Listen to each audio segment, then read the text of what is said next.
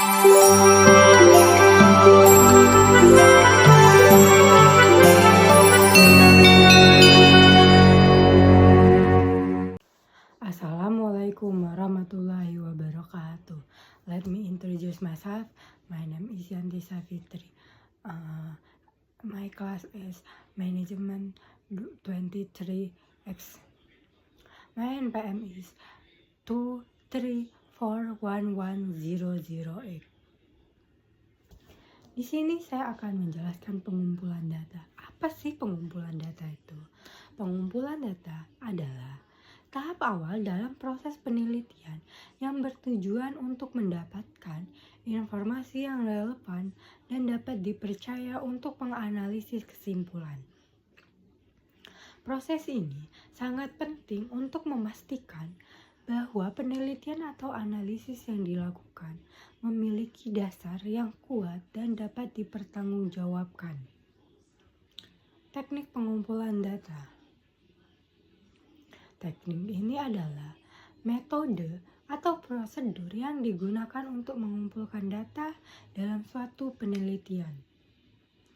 Pemikiran teknik tergantung pada tujuan penelitian, jenis data yang diinginkan, dan sumber data yang tersedia. Teknik pengumpulan data secara umum yang digunakan adalah pertama itu ada teknik observasi. Definisinya itu melibatkan pengamatan langsung terhadap perilaku dan fenomena yang sedang diteliti di lingkungan alami. Observasi dapat bersifat terstruktur dengan kerangka yang ditentukan atau tidak distruktur dengan kerangka yang lebih fleksibel.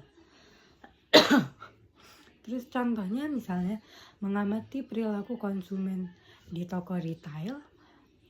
Selanjutnya yang kedua adalah wawancara. Wawancara adalah melibatkan pengajuan pertanyaan kepada individu atau kelompok yang mengumpulkan data secara kualitatif atau kuantitatif. Data bisa bersifat terstruktur dengan pertanyaan yang telah disiapkan sebelumnya. Semi terstruktur atau fleksibel ini dengan beberapa pertanyaan yang sudah ditentukan atau tidak terstruktur, informal dan terbuka. Contohnya wawancara tatap muka dengan peserta dalam studi, terus ada wawancara melalui telepon, terus wawancara melalui video konferensi dalam pengumpulan data jarak jauh. Selanjutnya ada kuesioner yang ketiga. Kuesioner atau survei adalah serangkaian pertanyaan tertulis yang digunakan untuk mengumpulkan data dari sejumlah besar responden. Kuesioner dapat disebarkan secara langsung melalui pos atau secara online melalui Google Form. Survei dapat mengumpulkan data kualitatif maupun kuantitatif.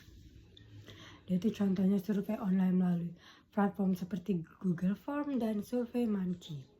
Ada kuesioner melalui pos kepada pesertanya dikirim, atau survei langsung di acara-acara lokasi tertentu, misalnya di survei di wilayah-wilayah kampus atau di acara-acara seminar. Selanjutnya yang keempat ada focus group. Focus group itu sendiri melibatkan sekelompok kecil orang yang mendiskusikan topik atau isu-isu tertentu. Topik ini digunakan untuk mendapatkan wawasan yang mendalam mengenai pandangan, persepsi, dan pengalaman peserta. Contohnya diskusi kelompok tentang kepuasan pelanggan terhadap produk atau diskusi kelompok untuk memahami produk tentang suatu isu politik. Yang kelima ada studi kasus. Studi kasus itu sendiri melibatkan penyelidikan mendalam terhadap individu, kelompok, peristiwa, atau organisasi tertentu.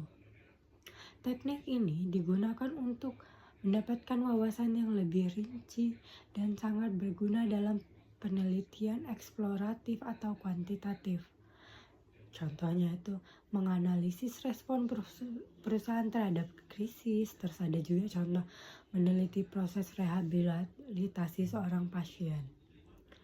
Yang terakhir itu penelitian Dokumentasi atau arsip.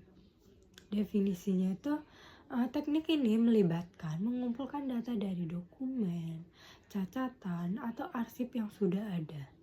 Ini sering digunakan dalam penelitian sejarah, analisis konten, atau pengumpulan data sekunder. Ada juga eksperimen. Ini merupakan eksperimen melibatkan manipulasi variabel untuk mengamati efeknya pada variabel lain, dependent. Ini adalah metode kuantitatif yang digunakan untuk mengetahui sebab akibat. Contohnya eksperimen laboratorium yang menguji efek obat baru terhadap kesehatan tubuh manusia.